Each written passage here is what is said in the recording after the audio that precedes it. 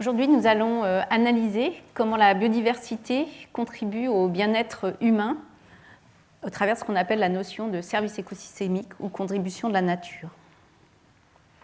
Les travaux scientifiques sur cette question ont été particulièrement stimulés par la perte de la biodiversité, ce qu'on appelle aujourd'hui la crise de la biodiversité, menant à se poser des questions du type pourquoi conserver la nature finalement ? Alors, il y a des gens qui ont dit que ça, c'est une très mauvaise question de notre part, les humains, puisque la nature, elle n'a pas besoin des humains pour exister, la biodiversité, et donc elle a une valeur intrinsèque. En revanche, si l'on veut du point de vue des humains, en particulier convaincre les décideurs, les citoyens à la conservation de la biodiversité, on peut vouloir mettre en avant un certain nombre d'utilités de la biodiversité ou de valeurs de la biodiversité pour les humains. D'autant que nous sommes, en tant qu'humains, responsables de notre dégradation de la nature et donc responsables de la sauvegarde du patrimoine naturel. Ont été évoquées des raisons spirituelles, religieuses, d'attachement à la biodiversité. Très souvent, la question des opportunités pour l'avenir, vous avez sans doute croisé des argumentaires du type composés phytopharmaceutiques que l'on peut découvrir dans les forêts amazoniennes, dans les fonds marins, etc.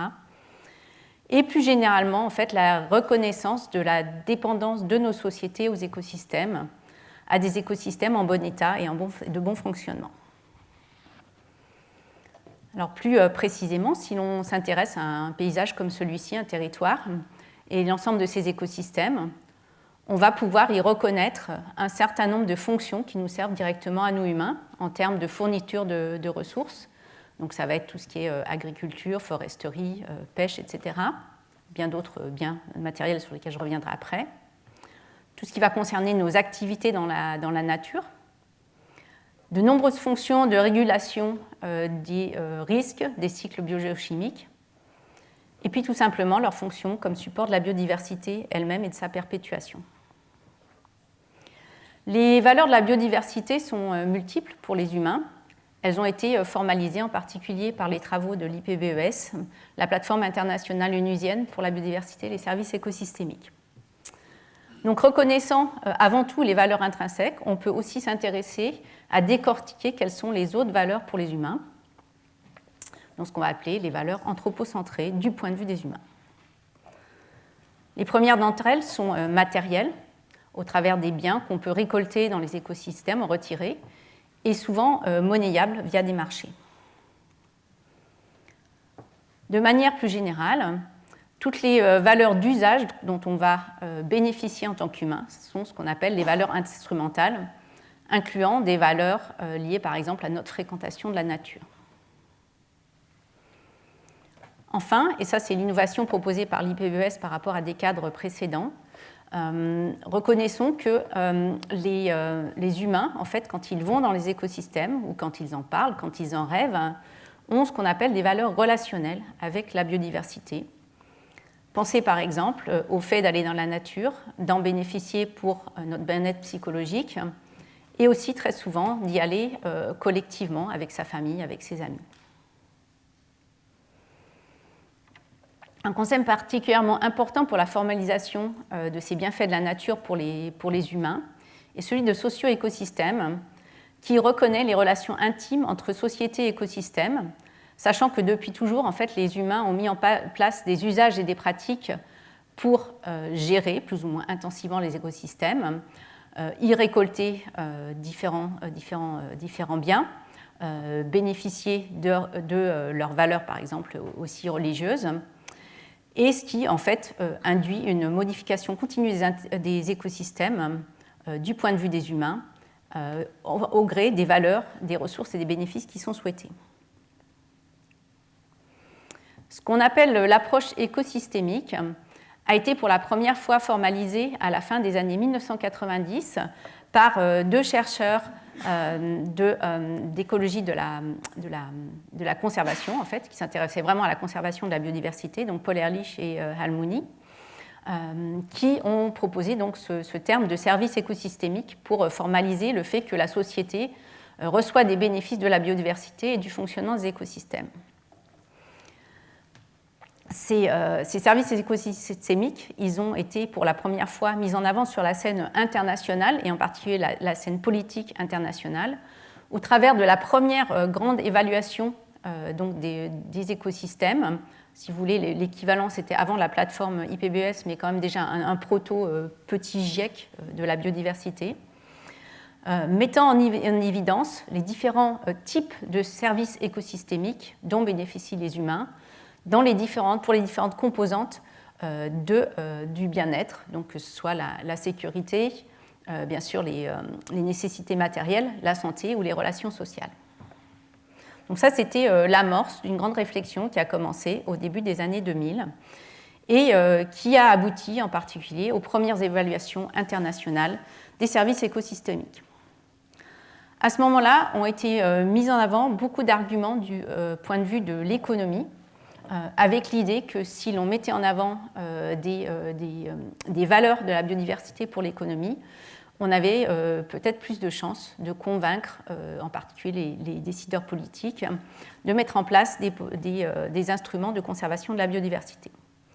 Donc en particulier, un des premiers rapports de l'IPBES sur la pollinisation s'est intéressé à la contribution, entre autres, à la contribution économique de la pollinisation, par exemple ici au niveau mondial, montrant que 35% du volume de denrées consommables produites à l'échelle mondiale dépend directement de la pollinisation.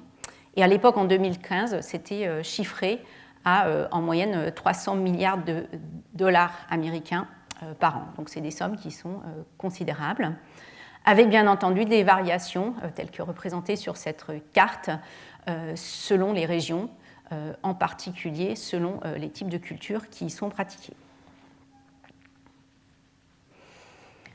L'IPBES, dans son évaluation mondiale, sa première grande évaluation mondiale de 2019, a cherché à regarder non seulement la liste de ces contributions, mais quel était leur état sur les périodes sur lesquelles on a les observations de dégradation de la biodiversité, mais aussi des données, montrant que les contributions de la nature à la qualité de la vie se sont très largement détériorées depuis 1970, malgré les progrès réalisés, bien entendu, pour tout ce qui est agriculture, donc quantité d'alimentation produite à partir des écosystèmes, tout ce qui va être production aussi de bois ou d'énergie. Mais tout ce qui va concerner les régulations dans les écosystèmes et les valeurs culturelles, on peut dire que ça s'est largement dégradé depuis les années 1970. Donc, je vais me pencher maintenant sur les formalismes qui ont été mis en place, qui sont utilisés pour évaluer les contributions de la nature aux populations, telles que développées par l'IPBES. La notion de service écosystémique a été telle que développée initialement, et je l'ai dit avec, pas uniquement, mais quand même une certaine orientation vers les bénéfices économiques, et certainement portée par des chercheurs occidentaux, a été critiquée pour ces orientations, si bien que l'IPBES a proposé une conception élargie, plus intégrative, proposant de s'intéresser bien entendu à des perspectives scientifiques en particulier et économiques occidentales, donc ce qu'on appelle la perspective généralisatrice, mais de les compléter par ce qu'on va appeler des perspectives contexte spécifiques, qui sont celles que développent en particulier les populations indigènes, gardiennes de la biodiversité dans leur territoire.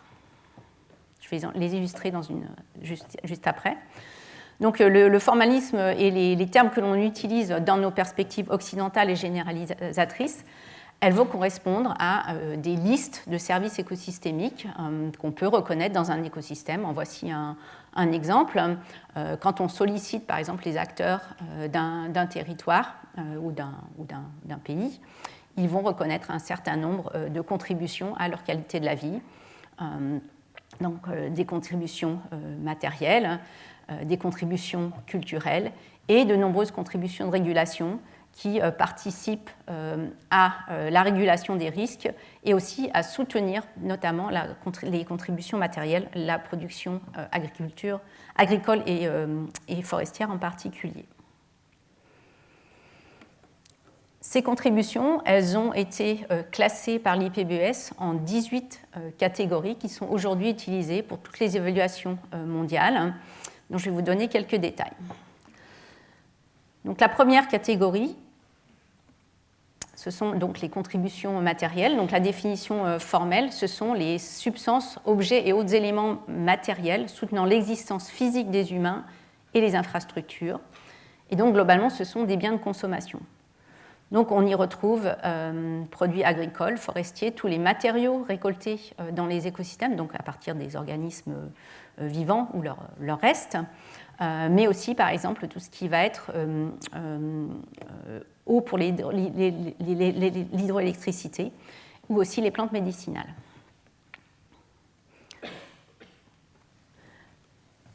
La seconde catégorie, qui comprend la plus longue liste de contributions, sont les contributions de régulation.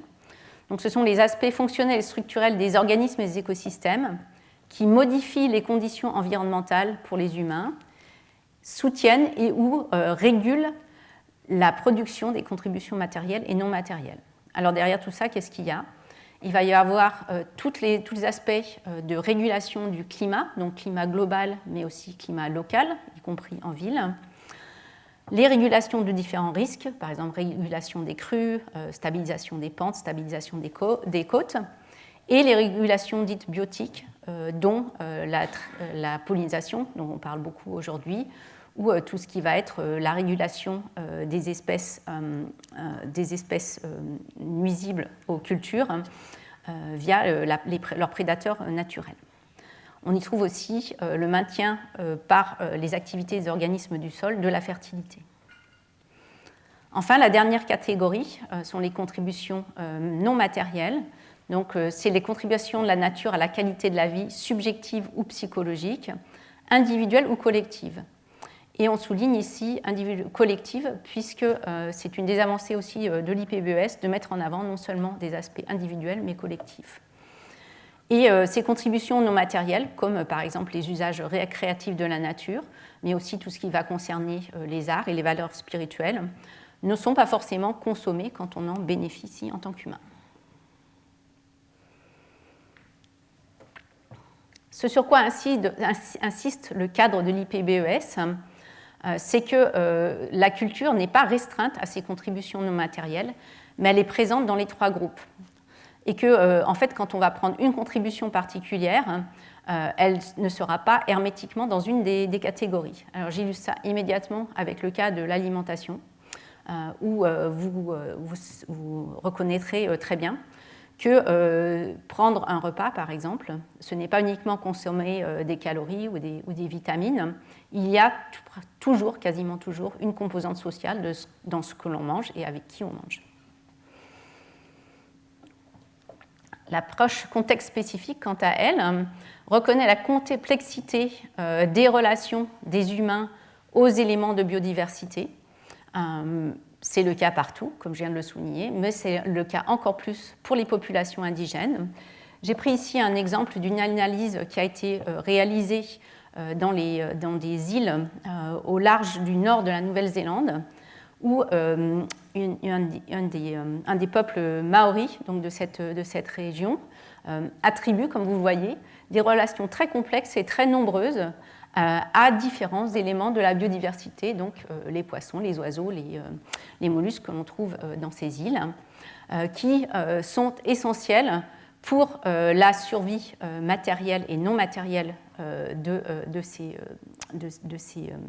personnes, et qui sont aussi l'objet de différentes dimensions de leur structure de gouvernance et de leur structure de valeur sociale. Donc ce graphique uniquement pour vous illustrer la complexité des relations qu'on peut reconnaître quand on a une approche avec les populations indigènes. Alors bien entendu, ça va être spécifique à chaque cas particulier et non pas, on ne va pas rechercher une approche dite généralisatrice comme dans les cas précédents.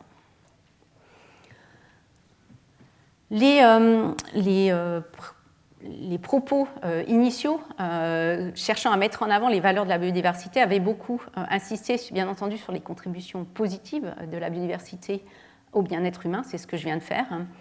Mais il est aussi apparu essentiel de reconnaître qu'il y a des contributions qui peuvent être négatives, soit dans l'absolu, soit selon à qui on s'adresse, ce qu'on appelle d'un terme pas très gracieux de disservice aussi, qui sont de plusieurs ordres.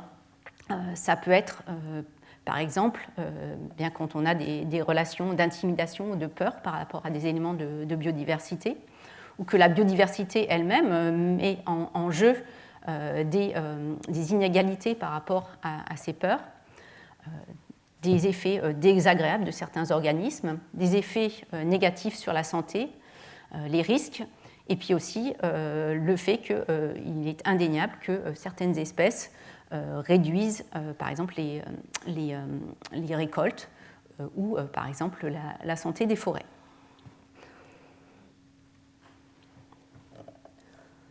In fine, et ça a été très bien mis en avant par la dernière évaluation sur les valeurs de l'IPBES, sur les valeurs de la nature à l'IPBES, donc un rapport qui est sorti en 2022. Selon à qui l'on demande, de quel point de vue on se place, en fait, on va avoir différentes façons d'envisager la nature, et même un individu particulier peut en fait avoir plusieurs perspectives. Ça a été formalisé dans un cadre conceptuel, je n'ai pas traduit, qui s'appelle les life frames, parce que c'est à peu près intraduisible, mais ces quatre orientations possibles le sont très facilement. La première, c'est cet aspect plutôt instrumental et de relation de l'humain qui va venir bénéficier de la nature. C'est le vivre de, donc très anthropocentré, et c'est centré autour des bénéfices matériels, non matériels qu'on reçoit des écosystèmes. La deuxième façon d'envisager la nature du point de vue d'un humain, c'est vivre dans. Donc c'est en fait le fait, par exemple, de reconnaître qu'aller dans la nature, ça va contribuer à notre santé, ou qu'avoir, par exemple, de la nature en ville, ça peut contribuer à nous aider à supporter les chaleurs estivales, mais aussi tout ce qui va être le fait de se sentir des relations avec certaines espèces. La catégorie qui va un petit peu plus loin dans la relation avec l'intensité des relations avec la nature, dite bio ou écocentrique, ça va être ce qu'on appelle vivre avec, et en fait le fait en particulier de se sentir responsable du bon état des écosystèmes et de leur maintien en bon état pour la durée, en particulier pour les générations à venir. Et dernière catégorie, plus rarement rencontrée au travers des sociétés, c'est vivre comme, donc vraiment se sentir comme un élément de la nature, pas différent des autres espèces. Donc ce que dit ce cadre conceptuel, au-delà de mettre des noms sur ces différentes façons d'envisager notre position en tant qu'humain dans la nature, c'est qu'en vérité, on va avoir ces différentes perspectives qui vont se croiser pour tout écosystème, pour tout groupe d'humains, et que pour évaluer correctement les écosystèmes et leurs valeurs pour les sociétés humaines, il va falloir les prendre tout en compte, pas juste en particulier le vivre d'eux.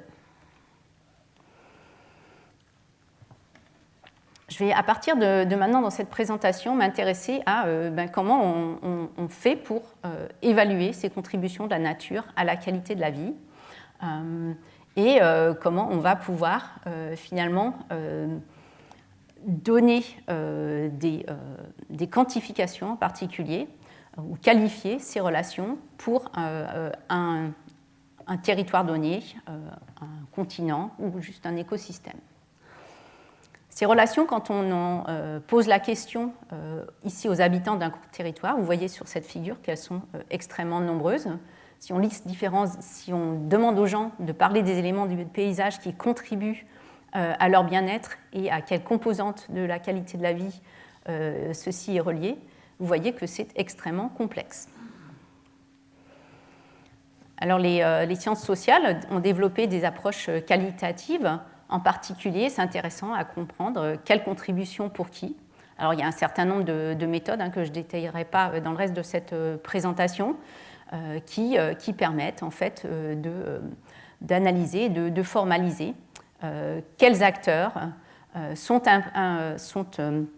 impliqués, par exemple ici dans la production dans une production agricole, par quelles interactions et au travers de quelles interventions des humains. Et ça, cette analyse, elle est réalisée en fait en interrogeant les personnes, en leur faisant exprimer leurs relations, leur compréhension en fait de toutes ces relations.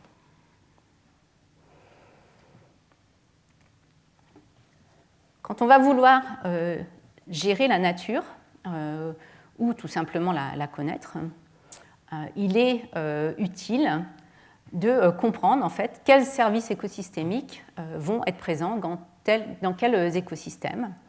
Donc si l'on regarde un petit paysage comme celui-ci, on va pouvoir s'intéresser par exemple au fait que le bord de la rivière, les arbres qui poussent au bord de la rivière, jouent des rôles importants pour réguler les risques, par exemple les risques d'inondation, mais aussi vont fournir de l'ombrage à certaines des espèces qui vivent dans cette rivière.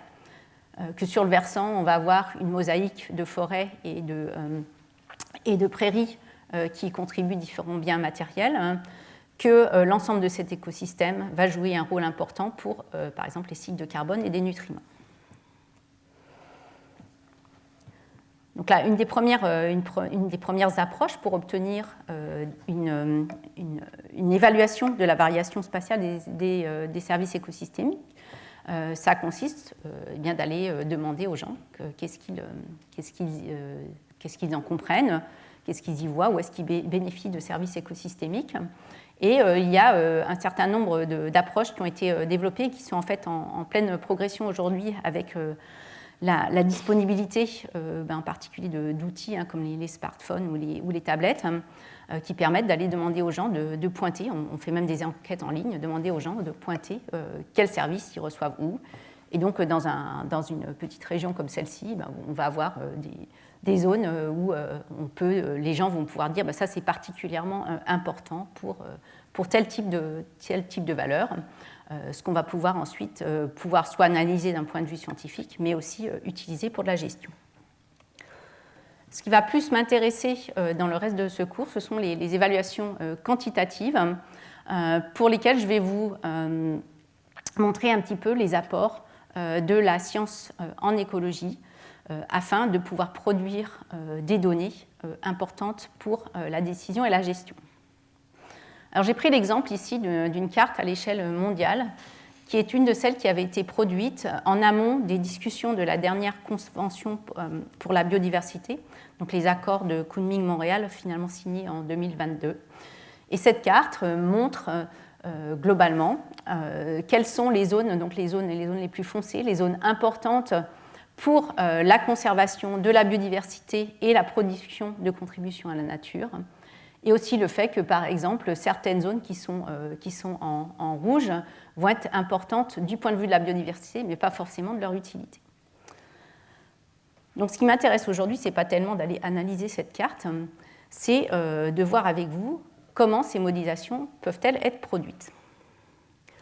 Alors au fil des recherches qui ont été développées sur la quantification des services écosystémiques, ont été développés toute une série de modèles quantitatifs qu'on peut aborder selon globalement leur méthodologie. Et ce qui m'intéresse, c'est la manière dont ils peuvent incorporer les effets de la biodiversité.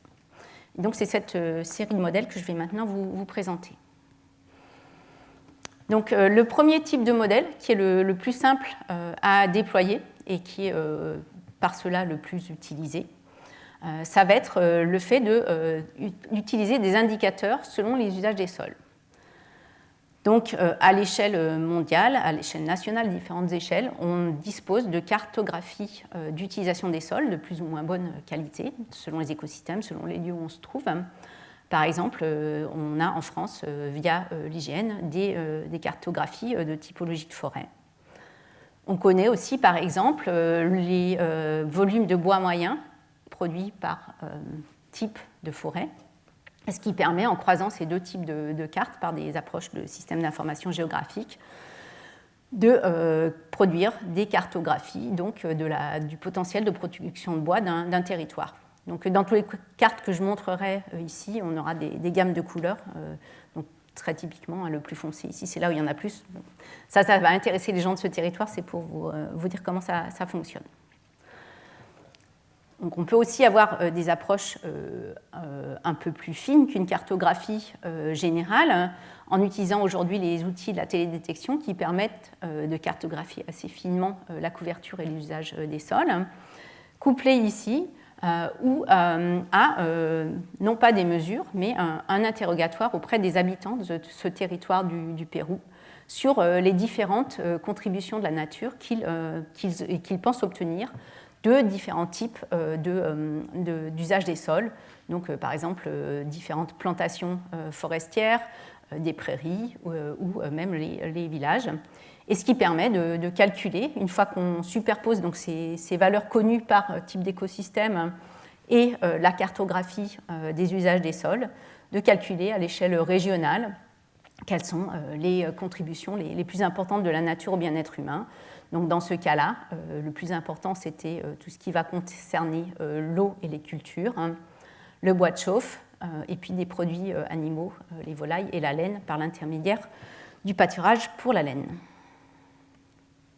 La télédétection aussi est aujourd'hui un instrument de plus en plus puissant pour obtenir des mesures directes, non seulement de l'utilisation des sols, mais des services écosystémiques eux-mêmes, comme par exemple sur les forêts, grâce à des outils récents comme le LIDAR, la production forestière. On peut aussi avoir des évaluations des flux donc de carbone et des flux d'eau dans un paysage, permettant ainsi de mettre en évidence les valeurs des forêts. En particulier, c'est pas mal utilisé pour les forêts tropicales, où on ne peut pas avoir toujours des inventaires au sol, avoir des valeurs de leur contribution au grand cycle biogéochimique et donc au bien-être de la planète entière. Le second type de modèle, également très développé, est ce qu'on appelle des modèles phénoménologiques. Donc, ce sont des modèles qui vont prendre en compte les processus biophysiques et sociaux de la production d'un service à partir de mesures de terrain, d'un certain nombre de mécanismes qui sont connus pour générer des fonctions de production. Donc, où on va pouvoir dire, si on a tel et tel élément, voilà, on va avoir une production de temps de ce service écosystémique. Donc, c'est des modèles qui sont qualitatifs ou quantitatifs ou un mix des deux. Donc, j'illustre ça immédiatement. Un des modèles phénologiques très utilisés concerne la pollinisation, donc pour lequel, à partir d'études de terrain, on va pouvoir quantifier, par exemple, les effets de différents types d'éléments d'un paysage sur l'abondance ici de pollinisateurs en un point donné. Donc on s'intéresse à des cercles concentriques de distance au point où on a observé les pollinisateurs.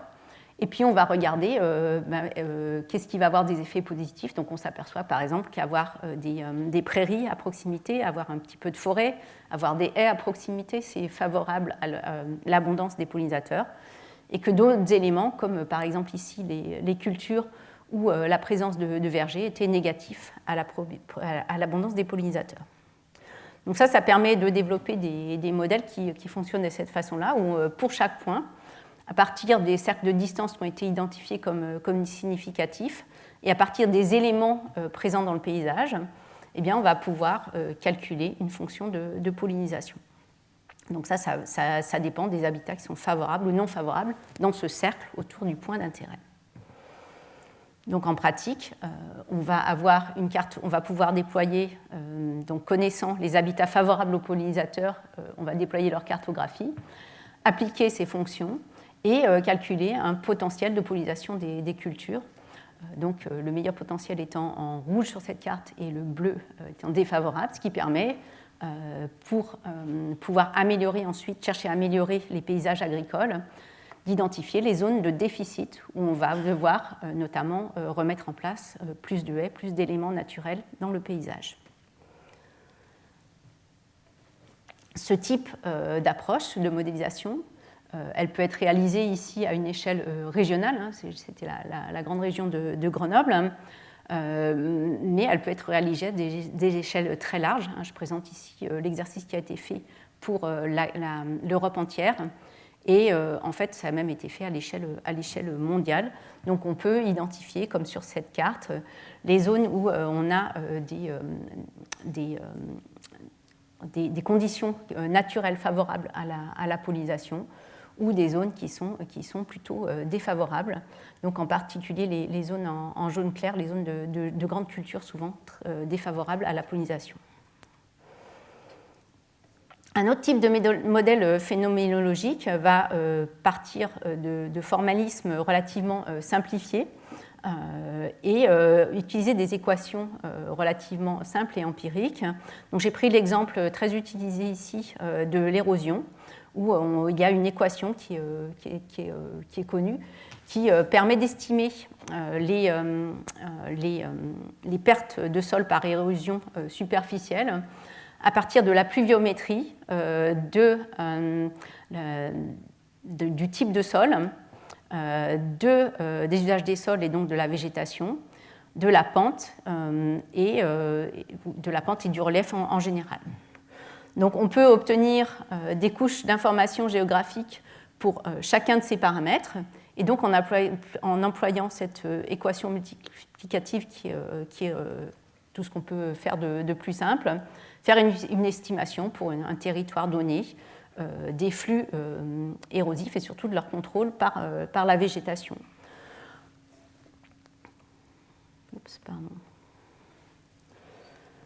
D'autres modèles phénoménologiques ne s'intéressent pas uniquement aux composantes naturelles d'un écosystème, mais aussi aux composantes humaines. J'ai pris ici l'exemple de la modélisation des pratiques récréatives de nature, avec un type de modèle qui est aussi largement utilisé, qui s'appelle le modèle du spectre d'opportunités récréatives. Ce modèle il comprend deux grandes composantes. Donc une évaluation du potentiel récréatif des milieux, à partir de ce qu'on va pouvoir établir être l'attractivité des paysages pour les personnes les fréquentant, et aussi l'évitement des nuisances. Alors par nuisance, on entend par exemple le bruit des routes ou les bâtis quand ils ne sont pas souhaités. Et une seconde composante très importante, parce qu'il n'y a pas d'activité récréative si on ne peut pas aller dans la nature, tout ce qui va concerner l'accessibilité. Et ça, donc, ça va déterminer un potentiel d'attractivité des milieux pour les activités sportives de pleine nature, enfin, dans le cas où je l'ai implémenté ici. Donc l'attractivité du paysage, ça, ce n'est pas quelque chose qui est mesurable objectivement. On a besoin d'aller demander aux gens. Donc ça se fait par des enquêtes de terrain directement. Donc une méthode qui est largement utilisée, c'est par exemple l'utilisation de photos standardisées, hein, dont on demande aux gens d'en classer différentes valeurs. Ou aujourd'hui la très large disponibilité de photos sur les réseaux sociaux, qu'on peut même analyser par intelligence artificielle pour déterminer en fait les éléments qui font qu'un paysage est plus ou moins apprécié. La deuxième composante, donc celle de l'accessibilité, elle peut être quantifiée, en particulier par l'analyse des cartes, hein, de sentiers, de voies d'accès, etc. Et elle est particulièrement importante pour voir, par exemple, les impacts que vont avoir les activités récréatives sur la biodiversité. Donc, j'ai pris ici un exemple d'une étude que nous avons réalisée au Parc national des Écrins et qui contraste bien les impacts potentiels de la fréquentation par les activités récréatives en été, donc avec plus d'accès, et en hiver avec moins d'accès. Donc c'est une composante très importante de ce spectre d'opportunités récréatives. Je vais maintenant passer à un ensemble de modèles qui prennent plus directement en compte les processus écologiques et la biodiversité. Alors, les modèles basés strictement sur les processus concernent des approches relativement fines, avec des équations souvent compliquées, des paramétrisations qui sont riches, par exemple des cycles biogéochimiques dans un paysage ou éventuellement à l'échelle du globe entier. Ici, j'ai pris un exemple d'un modèle qui s'appelle SWAT, qui calcule en fait les flux sortants d'un bassin versant à partir de la connaissance des usages des sols, d'équations qui paramétrisent la croissance végétale, l'infiltration de l'eau dans le sol, etc. Et tout ce qui va être ce qu'on appelle les flux latéraux dans le paysage, donc la circulation de l'eau à travers le bassin versant en particulier.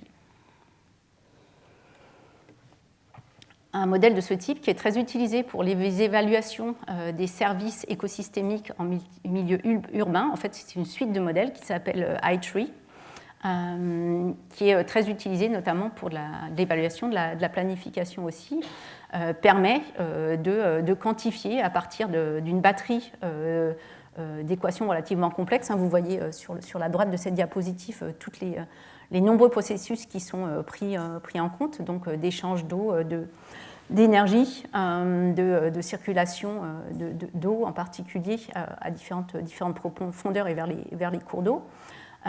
Ça permet d'évaluer, par exemple, selon où on met des arbres, quel va être le rafraîchissement de la ville, selon où on met de la végétation en milieu urbain, comment on va pouvoir réguler les aspects de crue, mais aussi de calculer des effets pas forcément désirables, par exemple comme les émissions de composés organiques volatiles, qui sont un vrai sujet quand on plante des arbres en ville. Donc ça, c'est extrêmement utilisé aujourd'hui, y compris par donc les services de planification urbains eux-mêmes. Les processus, ce n'est pas juste des processus physiques et biogéochimiques, ce sont aussi des processus biologiques, d'interaction biologique. Donc j'ai pris un exemple ici pour la pollinisation, qui utilise des modèles donc dits multi-agents, donc de comportement en fait des pollinisateurs et de dynamique des populations de plantes et de leurs interactions pour pouvoir modéliser la pollinisation. Donc en général ici, à des échelles relativement fines, un maximum une parcelle, mais parfois aussi un paysage. Donc ces modèles sont aussi très développés, mais vous imaginez qu'ils sont très complexes et très gourmands en calcul.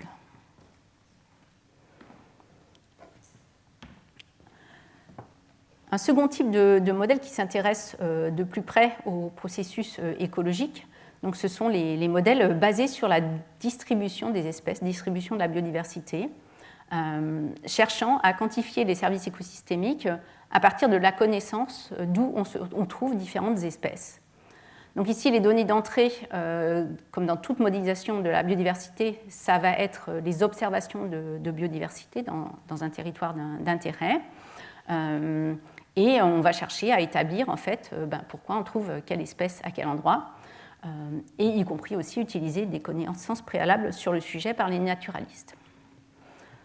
Donc à partir de données d'inventaire, d'atlas de distribution, on va pouvoir établir des relations avec différents types de milieux, avec des paramètres climatiques, mais aussi par exemple la dépendance à la proximité à des rivières, à des falaises pour les rapaces, etc.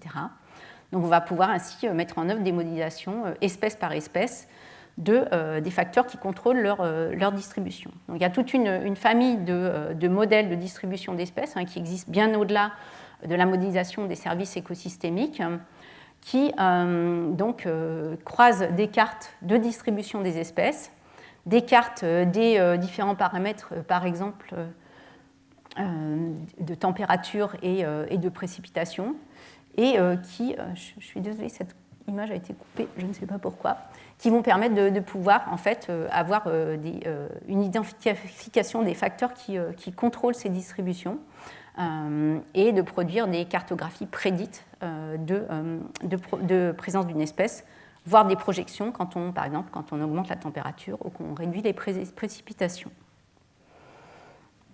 Donc une fois qu'on a ces cartes, il est nécessaire de connaître le rôle des espèces pour différents services écosystémiques. Donc ça peut être fait bien sûr à dire des pairs, mais ça peut être fait de façon plus formelle en connaissant en fait la biologie de différentes espèces. Et aujourd'hui, on commence à disposer donc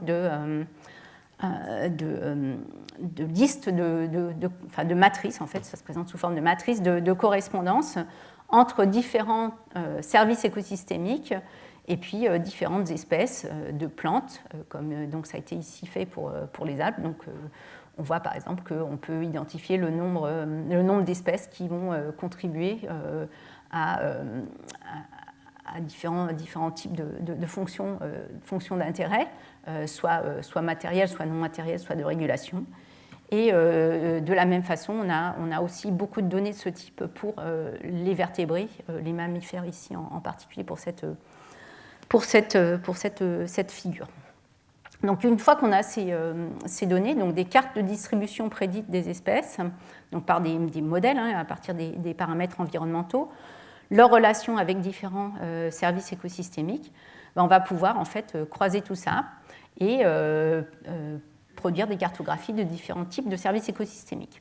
Alors là, j'ai pris un service culturel pour commencer, donc une étude que nous avions réalisée pour le Parc national des Écrins à Nouveau sur la distribution des espèces patrimoniales. Donc, par les méthodes que je viens de décrire, on peut identifier donc les points chauds, les zones où il y a le plus, alors c'est la présence potentielle non avérée, présence modélisée, le plus d'espèces de flore patrimoniale ou le plus d'espèces de faune patrimoniale. Donc ça, c'est des résultats qui sont importants parce que, par exemple, un parc national ici, bien que très puissant dans ses capacités d'inventaire, ne peut pas couvrir chaque kilomètre carré de son territoire. Donc c'est important d'avoir ce type de modélisation. Le même type d'approche pour un service de régulation. Donc ici, j'ai pris le cas d'un petit rongeur qui, en fait, occasionne de nombreux dégâts aux prairies. Et donc, son meilleur contrôle, en fait, ce sont par ses prédateurs. Donc, à partir de la modélisation de la distribution des espèces de ces prédateurs, on va pouvoir, dans un territoire donné, savoir les zones où il a le plus de probabilité, le plus de chances d'être contrôlé de façon naturelle par ses prédateurs. Donc, ce sont les zones en vert sur cette carte, de cette partie de territoire. J'en viens enfin au dernier type de modèle que l'on peut utiliser, modèle qui utilise les traits fonctionnels des espèces pour quantifier les services écosystémiques. Donc, si vous avez assisté à mon cours précédent, je ne vais pas complètement redétailler cette logique, on peut donc aujourd'hui expliquer le fonctionnement des écosystèmes via les effets directs de facteurs de l'environnement, par exemple la température qui augmente beaucoup de processus biogéochimiques, mais aussi via les modifications des traits fonctionnels des espèces. Donc, quelles plantes, par exemple, ou quels animaux, d'ailleurs, on va trouver selon leurs caractéristiques morphologiques, écophysiologiques ou de reproduction. Donc, grâce à ce type d'approche, on dispose aujourd'hui de relations entre facteurs de l'environnement, traits fonctionnels des espèces et fonctions, donc illustré ici pour un système de prairies subalpines où, à partir de différents facteurs de contrôle donc liés à la topographie, l'altitude, la fertilité des sols, leurs effets sur des caractéristiques comme la hauteur des plantes et les types de feuilles, leur concentration en azote, on est capable de développer des modèles, en fait, des équations quantitatives de la production, par exemple, de biomasse, de l'accumulation litière et des contenus en carbone et azote du sol.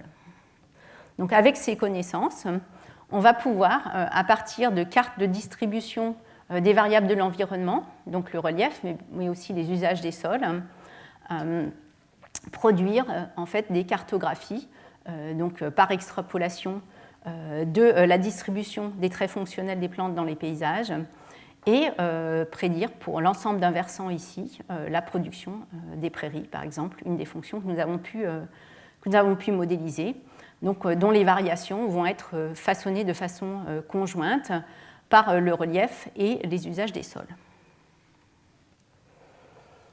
Donc, on peut produire des agrégations de différentes fonctions qui ont été ainsi calculées à l'ensemble du paysage. C'est les petites cartes qui sont en haut. Donc on saura les zones où les différents services écosystémiques sont les plus forts. Et aussi, on peut le décomposer par type d'usage. Donc ce sont les différentes couleurs sur la carte qui correspondent aux différents types de couleurs dans les radars. Donc je prends le temps d'expliquer un petit peu ces diagrammes radars que vous allez retrouver dans plusieurs des autres diapositives.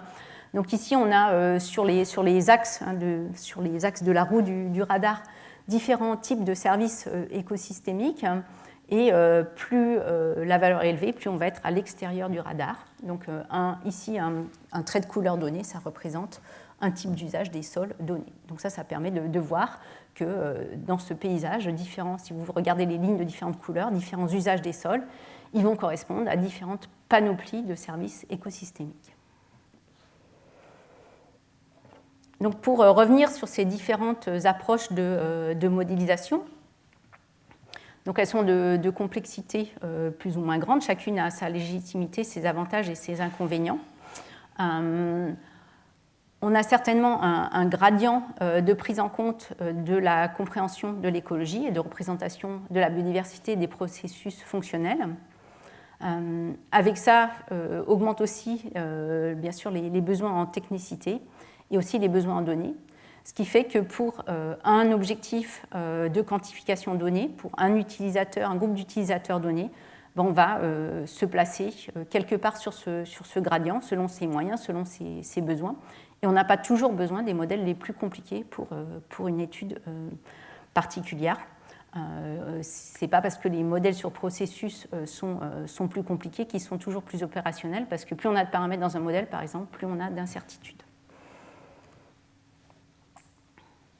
Donc j'ai déjà commencé par signaler, et puis je viens de vous montrer avec les diagrammes radar, que différents écosystèmes ils vont fournir différents types de services écosystémiques. C'est ce qu'on appelle la multifonctionnalité. Donc j'avais souligné que donc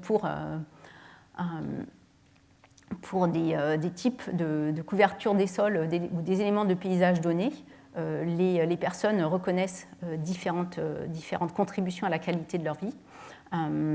Et ce qui va nous intéresser ici, ça va être non plus seulement de pouvoir les quantifier une par une, mais de voir comment elles fonctionnent ensemble.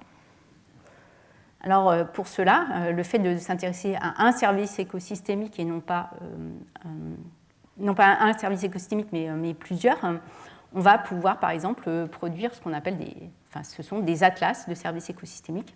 Donc nous avons pu en produire un, par exemple, pour la région de Grenoble ici, à destination en particulier des services en charge de la planification et plus généralement de la gouvernance du territoire. Donc une fois qu'on dispose d'une panoplie de cartes comme ça pour un territoire donné, on va pouvoir poser des questions comme par exemple quels services écosystémiques on trouve ensemble au même endroit. Est-ce qu'il y en a qui sont exclusifs les uns des autres? Donc c'est ce qu'on appelle, c'est un terme qui est un petit peu barbare en français, les bouquets de services écosystémiques. Donc en gros, ce terme il désigne les ensembles de services écosystémiques qui sont présents de manière répétable et prévisible en un même lieu et ou pour un même groupe d'acteurs.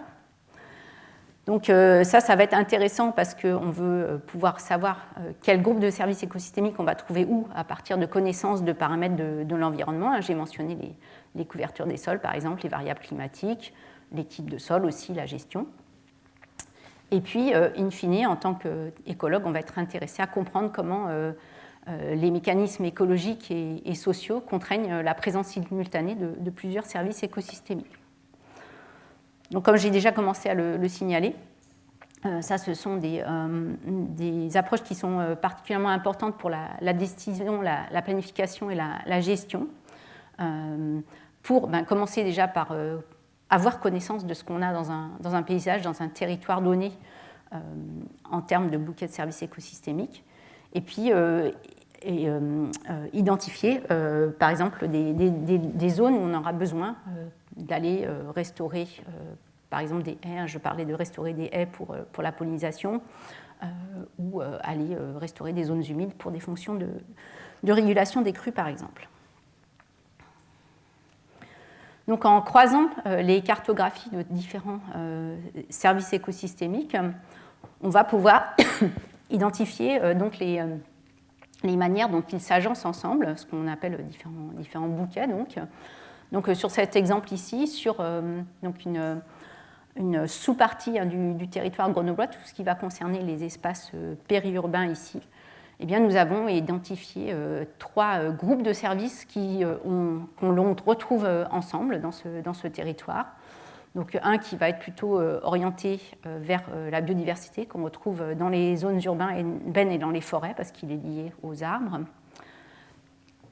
Un bouquet de services combinant des aspects biodiversité, mais aussi production et régulation de la qualité des eaux portées par les prairies. Et un 3e bouquet autour de la production agricole, mais avec la pollinisation et aussi la diversité de la flore concernant les cultures. Donc avec une cartographie comme ça, on connaît non seulement l'existence de ces bouquets, mais on peut aussi les localiser dans le paysage. Je suis absolument désolée, je n'ai pas remarqué à l'essai. Les images sont rognées. C'est comme ça. Donc vous voyez ici un petit extrait d'une coupe d'un paysage qui avait pour objectif de montrer comment dans un paysage, différents types de bouquets de services écosystémiques sont distribués. Donc selon les positions dans le paysage, alors vous apercevez en haut de pente, par exemple, en milieu de pente, et selon les usages agricoles, on va avoir différents bouquets de services écosystémiques. Et il va être possible de les mettre en relation avec différents facteurs biophysiques et avec aussi l'historique de gestion. De la même façon, on peut procéder à cette analyse à des échelles aussi larges que l'on le souhaite si on dispose des cartographies. Donc ici, une analyse réalisée sur l'ensemble des Alpes françaises, où en fait nous avons pu mettre en évidence 5 grands groupes 5 bouquets de services écosystémiques, donc correspondant à différentes parties de la région. Donc sans aller dans les détails de chacun des radars, ce que vous voyez très facilement, c'est que selon ces différentes zones des Alpes, on a différentes topologies des services écosystémiques. Ce sont différents services écosystémiques qui ont des valeurs qui sont élevées, différenciant notamment donc les zones de piémont et de vallée qui sont dominées par l'agriculture, et on va trouver donc naturellement des services régulés à la production, mais aussi à sa régulation par la pollinisation ou par le contrôle biologique. Des espaces forestiers dont les services écosystémiques sont différents entre les Alpes du Nord en bleu et les Alpes du Sud donc en violet. Enfin, les types de forêts plutôt type Alpes du Nord et type Alpes du Sud. Et puis deux derniers groupes plus spécifiques, donc les sommets de haute altitude, très spécialisés par rapport à des services récréatifs et aussi à tout ce qui va concerner la fourniture de l'eau, et quelques zones où on a des questions en fait de glissement de terrain et où le rôle principal de la végétation, c'est le contrôle des risques, en plus de ses contributions, par exemple, en termes de services culturels. Donc l'approche que je viens de présenter, elle est descriptive pour décrire les bouquets de services qu'on a en différents endroits. Elle cherche à être explicative en les liant à différents facteurs, par exemple de relief ou d'usage des sols. On peut aller plus profondément en analysant des paires de services 2 à 2, donc en termes d'interactions positives ou négatives. Donc les interactions négatives, ce qu'on appelle souvent compromis, ça va être entre des services qui ont tendance à s'exclure les uns des autres. Donc par exemple la production intensive agricole et la pollinisation, ou des interactions qui peuvent être aussi positives ou des synergies, où par exemple les bandes enherbées ou les haies dans un paysage sont favorables à la fois à la pollinisation et à la régulation des ravageurs, donc la régulation naturelle des ravageurs par leurs prédateurs ou par des parasites. Donc, je reprends mon exemple du campagnol. Donc, je vous avais montré qu'on peut cartographier la présence probable des espèces prédatrices de ce campagnol terrestre.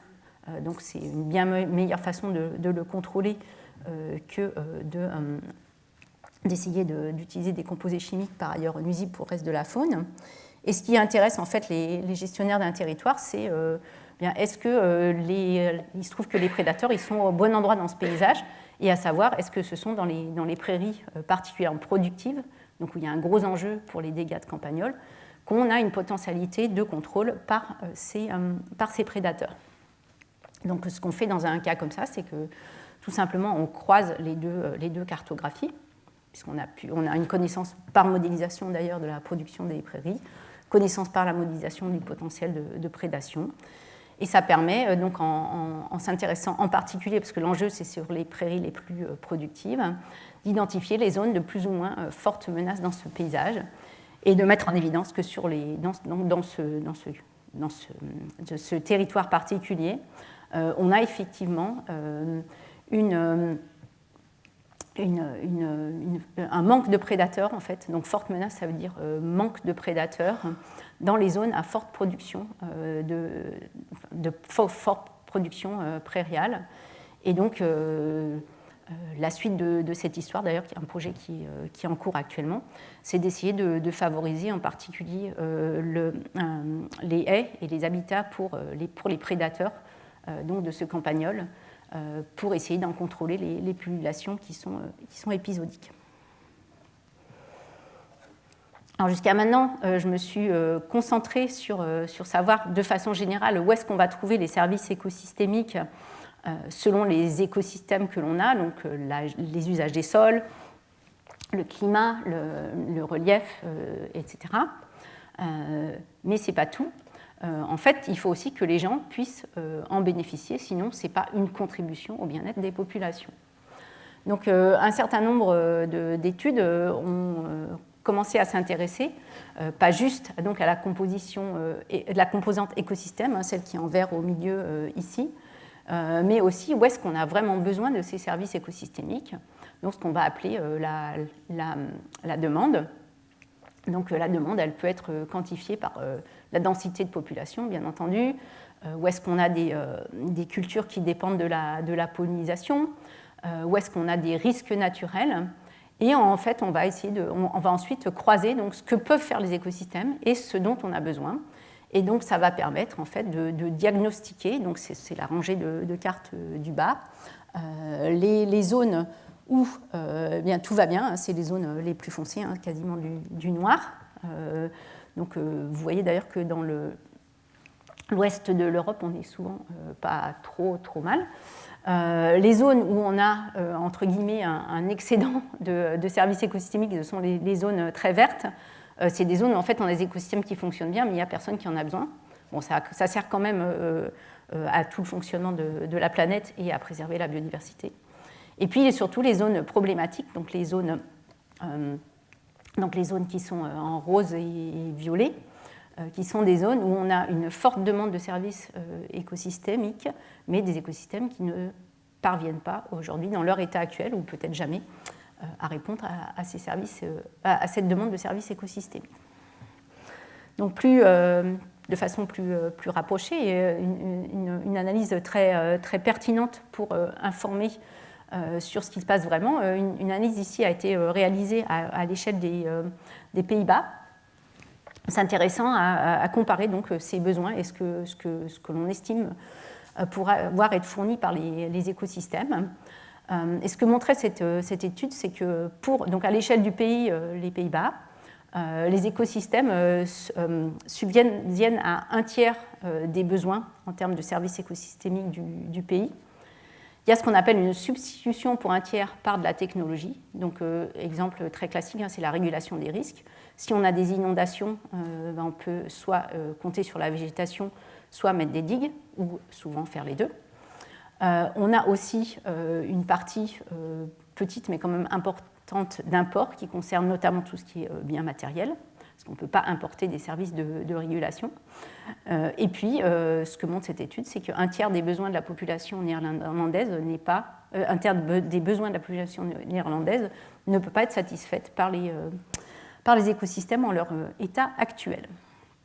Donc ces évaluations, elles sont à nouveau importantes pour voir ce que l'on peut faire pour améliorer la quantité, la qualité de la nature, pour essayer de redresser un petit peu la balance.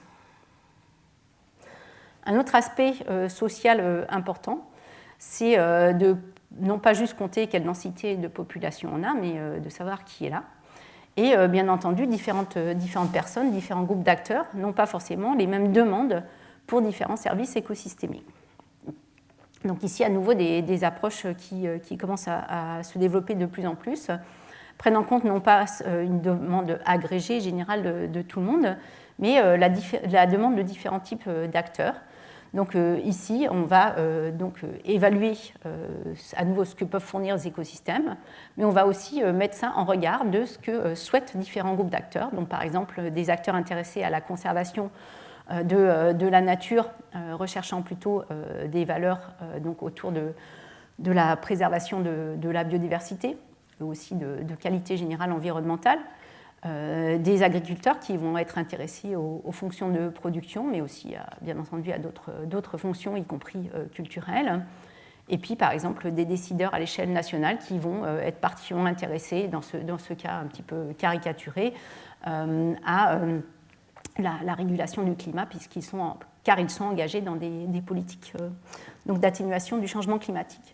Et donc avec ça, on peut utiliser des méthodes de calcul, ici des méthodes de calcul matriciel, qui permettent de montrer donc, sur les radars du bas que ce qu'on va tirer comme bénéfice ici d'une action de restauration et de conservation des prairies va bénéficier différemment. Vous voyez que les formes des radars sont différentes selon le groupe d'acteurs auquel on s'adresse. Pour la dernière partie de ce cours, je vais en venir à ce qui concerne les approches de scénarisation de services écosystémiques, un domaine d'activité qui est particulièrement important, à nouveau pour soutenir les décisions et la planification. Donc l'IPBES a analysé en fait les différents types d'approches de scénarisation concernant la biodiversité et les contributions aux populations, mais de façon générale, ça c'est applicable aussi par exemple à tout ce qui est scénarisation pour le climat, distinguant en particulier des approches où on cherche à explorer le futur, donc à gauche, où on va dire voilà où on est aujourd'hui et si par exemple les émissions de gaz à effet de serre sont de temps, où est-ce que ça va nous emmener ici en termes de biodiversité et de services écosystémiques, ou à droite, si on a un objectif, mettons si notre objectif c'est dans le cadre climatique rester en dessous de 2 degrés, ou pour la nature avoir une perte nette nulle de biodiversité, quels sont les chemins pour y arriver. Donc ça c'est les deux grandes familles de scénarios, donc à gauche et à droite, que je vais maintenant illustrer pour ce qui concerne les scénarios de services écosystémiques. Donc de façon générale, si l'on regarde ces approches, elles ont en commun des approches méthodologiques qui sont finalement assez répétables. Donc pour un scénario donné, il va être composé soit de récits sur ce qui se passe dans la société, dans le monde, dans le climat, de règles sociales, donc y compris des politiques publiques, des valeurs, etc., souvent des modèles quantitatifs. Ça va être utilisé pour produire, comme vous l'avez vu, on a presque toujours une entrée par une cartographie d'usage des sols, et je n'ai pas du tout parlé de mer, mais il y a aussi la même chose qui est faite. On va ensuite combiner ça avec des scénarios climatiques, des modèles quantitatifs comme ceux que je viens de montrer, parfois des facteurs sociaux. J'ai parlé par exemple de répartition de la population, de leurs besoins, de différents groupes d'acteurs, pour pouvoir projeter des effets sur la biodiversité et les contributions de la nature aux populations. Donc, les scénarios qui sont largement les plus développés sont les scénarios exploratoires, à l'échelle mondiale et à l'échelle nationale, un certain nombre aussi, et en particulier aussi à l'échelle européenne. Et la synthèse par l'IPBES concernant l'Europe et l'Asie centrale, publiée en 2018, avait analysé tous les résultats de scénarios disponibles à l'époque, mettant en évidence dans ce tableau à droite, donc pour différentes contributions de la nature, donc les 18 catégories de l'IPBES, le fait qu'une large majorité de scénarios, ceux encadrés en rouge ici, prévoyaient plutôt une baisse, largement une baisse, une détérioration de différents services, différentes contributions de la nature, en particulier tous les scénarios avec des émissions fortes ou une intensification des activités économiques, mais que, heureusement, on est capable d'identifier un certain nombre de scénarios avec des futurs potentiellement plus favorables pour la biodiversité. Et donc, c'est des scénarios qui sont basés sur un usage équilibré de la nature, avec notamment la prise en compte de valeurs pas uniquement économiques. Et le fait que, par contre, on aura toujours quand même des compromis à faire, notamment entre production et le reste des services écosystémiques. Les scénarios exploratoires, ils sont particulièrement puissants quand on travaille à l'échelle de territoires avec leurs acteurs.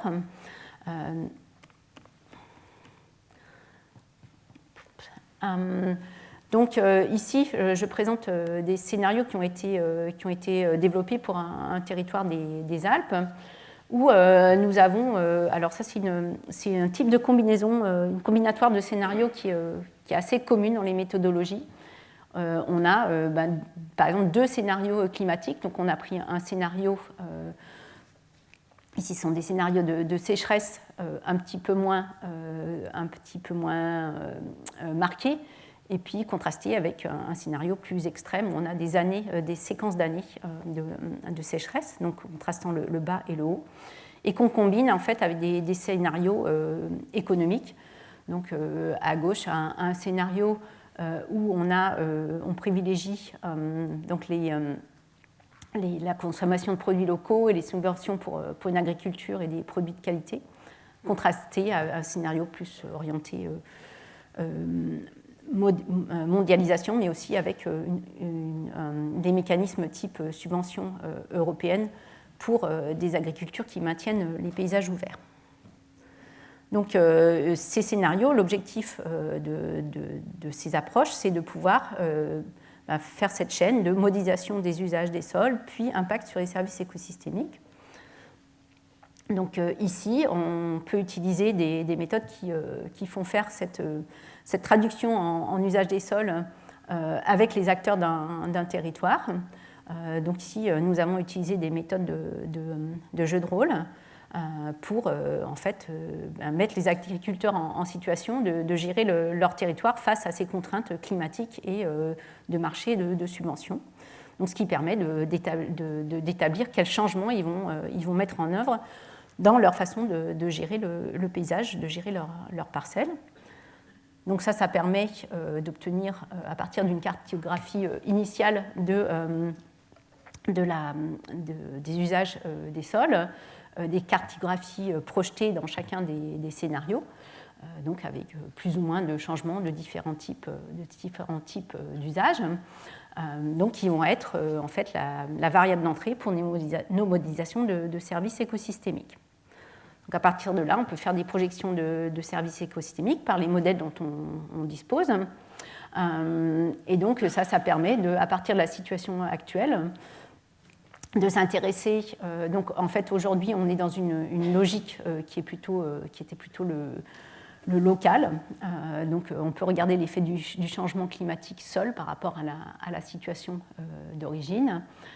On peut s'intéresser à le changement qui est dû aux politiques et aux régimes généraux politiques et économiques de soutien de l'agriculture. Et à nouveau calculer, en fait, vous voyez, donc, je ne détaille pas ces radars, plutôt pour vous intéresser au changement de configuration dans le radar. Donc vous voyez qu'on a une différence qui est tout à fait marquée entre les différents scénarios climatiques, donc entre le vert, donc vous voyez sur le panneau à gauche, le vert avec des sécheresses peu marquées versus le rouge avec des sécheresses extrêmes, et qu'on ajuste un petit peu à la marge avec les politiques et les marchés de soutien à l'agriculture pour les services écosystémiques dans ce paysage-là. J'en terminerai avec une dernière famille de scénarios, donc qui sont des scénarios qui vont chercher à atteindre des objectifs plus généraux ou plus spécifiques pour le monde ou pour un territoire, donc basés sur des visions. Donc il y a un cadre qui a été développé à partir des cadres sur des valeurs de la nature, donc, qui s'appelle le Nature's Futures Framework, qui cherche à se projeter dans des mondes plus ou moins caricaturaux, où une certaine vision de la nature prévalerait.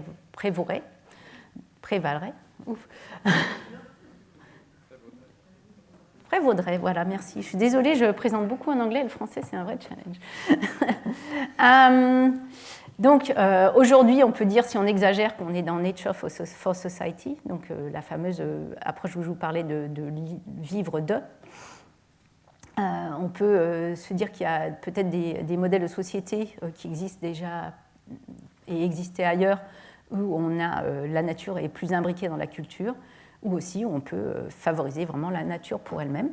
Donc à partir en fait, il y a tout un cadre de traduction de ces scénarios et de modélisation qui a été mis en place.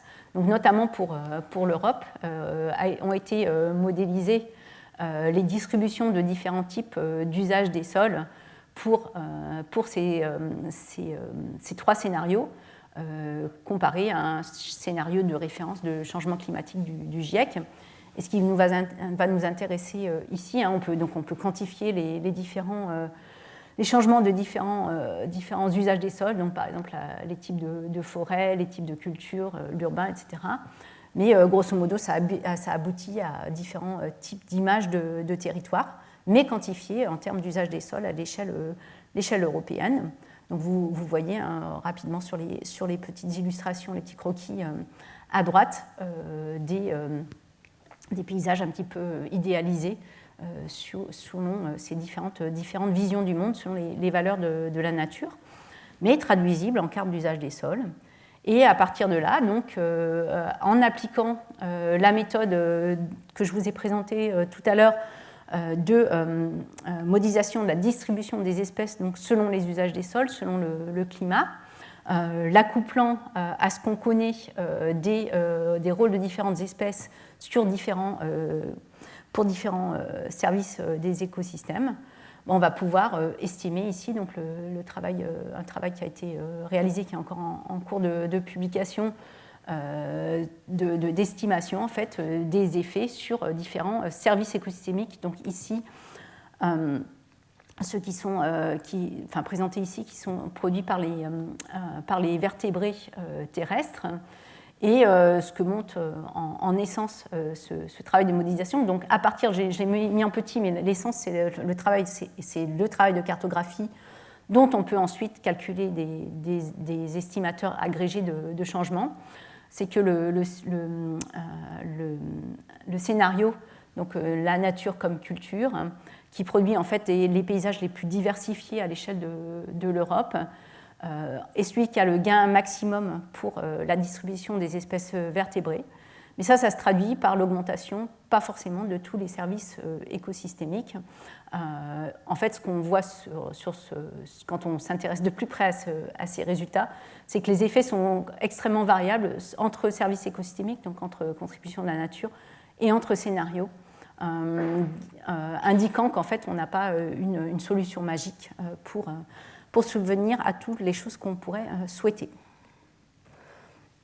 Retombons à des échelles plus locales. Il est possible aussi d'avoir ces scénarios de vision d'avenir à l'échelle de territoire. Donc de les produire pas uniquement à partir de grandes connaissances assez théoriques sur les valeurs de la nature, mais en demandant aux gens, par exemple, ce qu'ils souhaitent. On leur donne souvent dans ce type d'exercice un horizon d'une génération, c'est à peu près donc une vingtaine, 20-25 ans. C'est l'horizon sur lequel on peut espérer se projeter le plus facilement. Ce n'est pas toujours facile d'ailleurs. Demandez-vous finalement quelle est votre vision pour dans 25 ans. Et ce n'est pas si facile de dire j'imagine telle agriculture, j'imagine tel tourisme, j'imagine telle infrastructure pour mon territoire. En tout cas, on peut faire ce type d'exercice donc avec les acteurs d'un territoire. Et ensuite, donc, chercher à modéliser les configurations de services écosystémiques d'abord d'usage des sols, qui découlent de ce qui est énoncé là, donc de façon qualitative. Vous voyez, c'est des éléments de récit. Donc, par exemple, on caractérise un certain type d'agriculture, de produits locaux, un type de tourisme ici doux et flexible, etc., etc. Un paysage qui néanmoins change peu. Donc ça, on peut nous le traduire avec nos modélisations et identifier des chemins qui vont permettre plus ou moins d'aller à la vision qui est souhaitée, mise en relation avec des valeurs de différents types de services écosystémiques qui vont pouvoir soutenir ces visions. Donc, par exemple, avec des valeurs plus ou moins fortes selon les types d'usage des sols qui sont favorisés. Si vous vous intéressez par exemple ici à la ligne verte, la progression de forêt, la ligne vert foncé, pardon, vous voyez qu'on obtient de nouveaux services écosystémiques qui ne sont pas encore très forts dans ce paysage, correspondant en fait à des souhaits qui sont partagés ou pas par différents types d'acteurs de ce paysage, de ce territoire. Donc, pour résumer les différents éléments que je vous ai présentés aujourd'hui, j'ai essayé de vous montrer comment les écosystèmes et leur biodiversité assurent de multiples contributions indispensables à la qualité de la vie humaine, individuelle et collective. Les connaissances en écologie fonctionnelle et les méthodologies aussi permettent de quantifier ces contributions, en particulier par des approches de modélisation. Je signale ici que je n'ai absolument pas abordé toutes les approches, en particulier en économie de l'environnement, qui sont aussi déployées pour évaluer les services écosystémiques. C'est tout un autre volet. L'analyse spatiale, elle fournit des éléments de diagnostic et aussi d'anticipation qui permettent de soutenir la décision et la gestion de la nature et des territoires. Et ce sont des éléments dont nos décideurs et nos gestionnaires sont extrêmement demandeurs aujourd'hui, ce qui entretient une relation particulièrement intéressante entre la recherche et les acteurs de la société. Voilà, je vous remercie pour votre attention et j'attends vos questions.